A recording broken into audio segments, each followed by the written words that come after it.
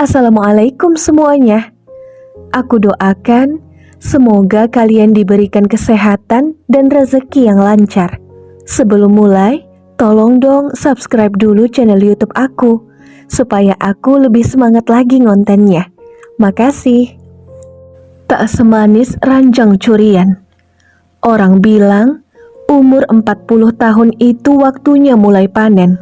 Panen hasil kerja, panen anak yang mulai besar, panen ketenangan setelah jungkir balik bertahun-tahun. Lucunya, aku justru mulai dari nol di usia itu. Bukan nol karir, bukan nol tabungan, tapi nol dalam hal yang paling dasar. Rumah. Rumah yang dulu kukira tempat pulang, ternyata bukan. Lebih mirip panggung yang diatur dengan rapi, tapi menyembunyikan lubang jebakan di bawah karpetnya. Aku gak pernah sok suci, gak pernah nuntut hidup harus lurus-lurus saja. Tapi aku juga bukan tipe lelaki yang gampang goyah cuma karena istri lagi kucel atau lagi demen ngomel. Buatku, pernikahan itu kerja yang sunyi. Pernikahan mencakup segala jenis pemakluman, saling memaklumi, saling menerima lebih dan kurangnya. Itu yang aku usahakan selama pernikahan kami. Dan aku pernah merasa bahwa aku telah berhasil. Aku bukan suami yang sempurna, tapi aku pulang setiap hari, bawa uang yang cukup, bawa tubuh yang lelah, dan bawa kepala yang berisik karena tanggung jawab. Aku tak banyak meminta, cuma pingin rumah jadi tempat bernafas, dan istri jadi tempat percaya. Tapi rupanya, tak semua yang kau jaga akan merasa dijaga. Dan tak semua yang kau cintai bisa diajarkan untuk setia. Saat desas-desus itu mulai beredar, aku diam. Bukan karena tidak percaya, tapi karena aku tahu kalau belum kulihat dengan mataku sendiri, belum kudengar langsung dengan telinga, aku tak akan menghakimi. Biar bagaimanapun, aku pernah memilihnya, dan aku tahu betul pilihan adalah cermin kita sendiri. Sampai akhirnya hari itu pun datang, hari ketika Tuhan dengan segala ironi dan kebijaksanaannya memutuskan, dan aku percaya bahwa apabila keputusan berasal darinya, maka itulah yang terbaik. Seakan Tuhan berkata padaku, "Ayo, kau lihat sekarang. Kau dengar sekarang, biar tak perlu kau ragukan lagi." Dan aku pun melihatnya dengan mata yang terbuka, dengan hati yang anehnya tidak meledak, melainkan pecah perlahan, seperti kaca bening dilempar ke dalam air yang tenang. Aku pulang lebih awal sore itu, bukan karena ada firasat, sama sekali bukan, hanya karena hujan turun terlalu deras dan langit terlalu muram untuk kutunda.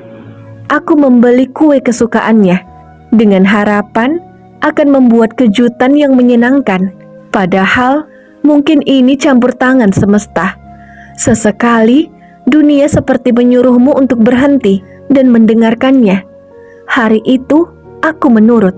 Tak kuberitahu siapapun. Tak ada kabar, tak ada pesan. Cukup aku dan suara wiper mobil yang mengusap rintiknya hujan, berusaha menjernihkan pandangan yang justru terasa makin kabur. Berusaha menjernihkan pandangan yang justru terasa makin kabur. Ketika sampai di rumah, pagar tidak terkunci, lampu teras menyala. Meski keadaan masih sore, biasanya ini pertanda istriku lupa mematikannya. Tapi hari itu, semuanya terasa tidak pada tempatnya. Langkahku masuk dengan perlahan, sepatuku kulepas tanpa suara. Ada suara musik dari dalam. Bukan jenis musik yang biasa didengarkan saat sendirian. Lagu jazz pelan, terlalu sensual untuk hari hujan dan sore yang tenang. Pintu kamar kami tidak terkunci, dan saat ku tarik perlahan, nafasku seketika menahan. Waktu seolah berhenti di ambang ruang itu. Ada tubuh-tubuh yang terjalin. Ada kulit yang tak seharusnya terlihat di bawah atap ini. kecuali olehku. Ada tangan lelaki asing menyusuri punggung perempuan yang bersumpah akan setia padaku. Mereka tidak sempat menyembunyikan apapun, tak cukup cepat untuk menutup tubuhnya, apalagi rasa bersalah. Tatapan mereka padaku seperti hewan yang terperangkap cahaya, bingung, takut, tapi tak bisa lari. Aku tidak berkata apa-apa. Aku berdiri cukup lama, hanya untuk memastikan satu hal, bahwa ini adalah nyata. Aku ingin kelak saat semuanya telah berjarak, aku bisa berkata, ya, aku melihatnya dengan mata dan kepalaku sendiri. Itu penting bagiku, karena selama ini semua hanya desas-desus kabut. Dan hari itu, kabut itu bubar, menampakkan isi rumahku yang telah lama retak tanpa aku tahu. Ia menjerit, menarik selimut yang tak sempat menutup cukup banyak. Lelaki itu bangkit dengan panik, mencari pakaian yang entah berserakan di mana. Dan aku hanya berkata satu kalimat, tanpa nada, tanpa tanya. Pakai bajumu, kita ke rumah orang tuamu malam ini juga. Kami tak bicara sepanjang jalan. Dia duduk di sampingku dengan tangan mengepal di pangkuannya. Berkali-kali hendak membuka mulut, tapi yang keluar hanya hembusan nafas. Tangisnya tertahan seperti awan gelap di ambang badai. Tapi aku tidak menoleh, tidak sedikit pun. Radio sengaja kumatikan. Bahkan suara wiper pun terasa terlalu ribut sore itu. Yang kubutuhkan hanyalah suara keheningan yang menyuruhku tetap waras. Rumah orang tuanya tidak jauh, 13 menit dari rumah kami. Tapi sore itu, 13 menit terasa seperti mengiring kabut ke jurang. Pelan, berat, tapi pasti sampai. Aku turun lebih dulu, membuka pintu pagar perlahan, lalu pintu mobilnya. Ia turun dengan langkah ragu-ragu. Sandal rumah masih menempel di kakinya. Tidak sempat berganti baju, hanya mengenakan baju seadanya dan menyambar jaket panjangnya, seolah bisa menyembunyikan yang sudah terlanjur terbuka. Aku tidak menggamit tangannya. Tak ada tubuh yang kuarahkan. Aku hanya berjalan dan dia mengikutiku. Pintu dibuka oleh ibunya. Sejenak, perempuan tua itu tampak bingung melihat wajah kami. Lalu matanya menangkap sisa bengkak di kelopak mata anak perempuannya. Entah karena tangis, entah karena malu, atau keduanya. Mas, suara ibu mertuaku pelan, menggantung di udara. Mata beliau menatapku dengan gestur bertanya. Aku menunduk singkat untuk mengecup tangan beliau. Maaf bu, saya antar anak ibu pulang malam ini. Ibu mertuaku menatap kami berdua, bergantian dengan dahi mengernyit. Ada apa mas? Kok kayaknya... Aku tidak menjawab, hanya memberi isyarat dengan pandangan. Bolehkah kita bicara di dalam? Kami pun duduk di ruang tamu. Meja kayu dengan taplak renda masih sama seperti dulu. Aku masih ingat, pertama kali datang kemari setelah lamaran. Aku ditawari teh manis panas di cangkir yang sama. Sekarang, cangkir itu tidak ada, hanya tersisa atmosfer yang berat di udara. Ayah mertuaku datang menyusul. Ia tampak letih, belum sempat mengganti bajunya yang kotor. Dahi mengkilap sedikit basah, duduk di hadapan kami seperti duduk di ruang mediasi. Aku membuka suara. Maaf pak, saya nggak akan berpanjang kata. Ia menatapku, dan di matanya aku bisa melihat. Dia tahu, atau setidaknya mencium arahnya. Anak perempuan bapak sudah memilih jalan yang tidak bisa saya jalani bersamanya lagi. Suara istriku tercekat. Ada isakan yang ia tahan mati-matian. Tapi aku tidak menoleh. Aku hanya bicara pada orang tua yang layak tahu lebih dulu sebelum siapapun. Aku nemu sendiri pak. Gak dari omongan orang, bukan dari fitnah. Langsung Mata saya sendiri, rumah saya sendiri. Ayah mertuaku menyandarkan punggung. Kedua tangannya terlipat di pangkuan, mengunci lidah dari kalimat apapun. Ibunya menutup mulut, air mata meleleh diam-diam. Dan kami semua tahu, tidak perlu diceritakan lebih banyak lagi. Saya tidak akan jelek-jelekan dia, Pak. Tidak akan lapor kemana-mana. Ini urusan rumah tangga, bukan konsumsi orang banyak. Aku menoleh untuk pertama kalinya ke arah perempuan yang pernah kusebut istri. Tatapannya pecah, tapi tak satu pun kalimat keluar. Ia seperti tahu, ini bukan ruang untuk membela dirinya. Ini adalah akhir dari bab yang ia tahu tak bisa ditulis ulang. Saya pamit, saya harap Bapak rawat putri Bapak ini baik-baik. Saya akan mencoba mulai hidup yang baru.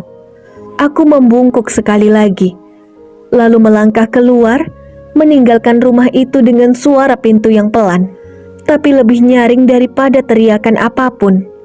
Aku tidak marah, setidaknya tidak dengan cara yang kebanyakan orang harapkan.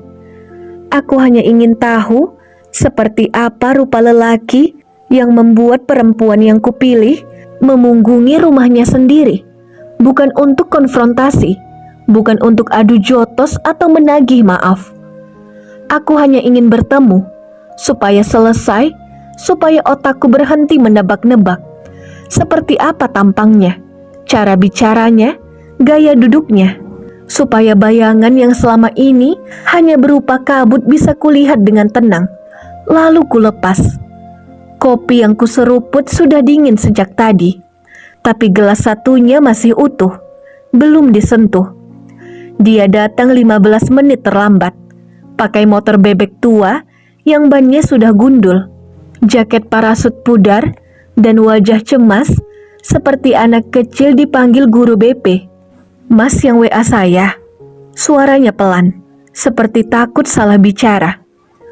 Aku menatapnya sejenak, lalu mengangguk. Dia duduk perlahan, matanya menatap meja, tidak menantang, tidak defensif, tapi cukup sadar diri. Mas tahu siapa saya kan? Dia mengangguk pelan.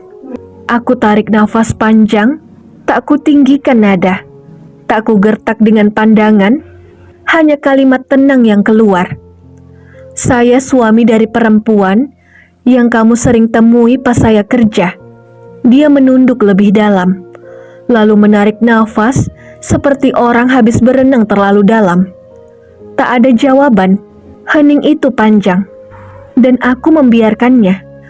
Aku amati geraknya, tangannya kasar, kukunya hitam, nafasnya pendek, sepertinya perokok berat. Usianya mungkin sedikit di bawahku.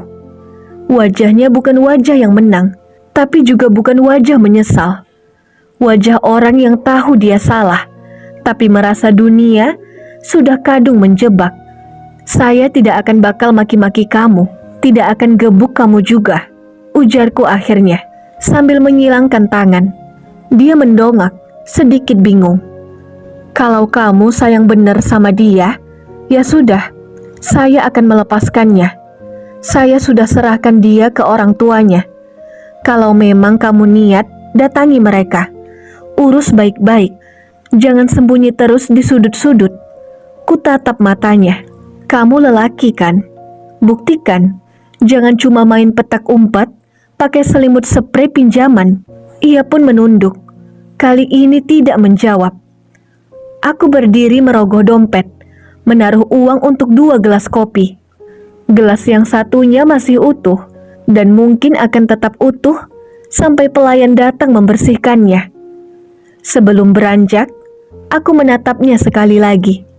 Satu hal lagi, kalau nanti kamu sadar, hidup ini gak semanis ranjang curian, jangan salahin siapa-siapa. Aku pergi tanpa menoleh, tanpa pernah melempar ancaman, tanpa perlu jadi jagoan. Karena sebenarnya, bukan dia yang kalah, bukan juga aku yang menang. Kami berdua hanya 2 lelaki yang pernah berdiri di tempat yang sama dan mencintai perempuan yang memilih keluar dari pintu yang berbeda. Aku pikir dia tidak akan datang lagi setelah aku serahkan sendiri ke orang tuanya dengan cara yang paling beradab versiku. Kupikir dia akan memilih diam seperti biasanya kalau sudah merasa kalah. Tapi sore itu dia muncul, berdiri di ambang pintu kontrakan yang kuhuni sejak 2 minggu lalu. Dia tampak lebih kurus. Suara itu masih suara yang sama, tapi kali ini terasa serak, seperti memanggil dari tempat jauh yang patah. Aku tidak bilang apa-apa, hanya memiringkan tubuh, mempersilahkannya untuk masuk. Walau tak kupersilahkan untuk tinggal, dia langsung sujud di lantai yang belum sempat aku pel. Lantaran seminggu ini aku lebih sering tidur di kantor. Mas, aku nyesel. Aku bodoh. Astagfirullah mas. Maafin aku mas. Tangisnya basah. Air matanya mencium debu. Rumah kita udah aku kasih buat kamu tempati. Aku tinggalin semua yang pernah kita beli sama-sama. Dia diam, air matanya turun lagi. Kali ini tanpa suara. Setidaknya izinkan aku memulai hidup baru dari awal lagi, tanpa bayang-bayang, tanpa harus tidur dengan was-was. Pulanglah dan jaga baik-baik hidup yang kamu pilih.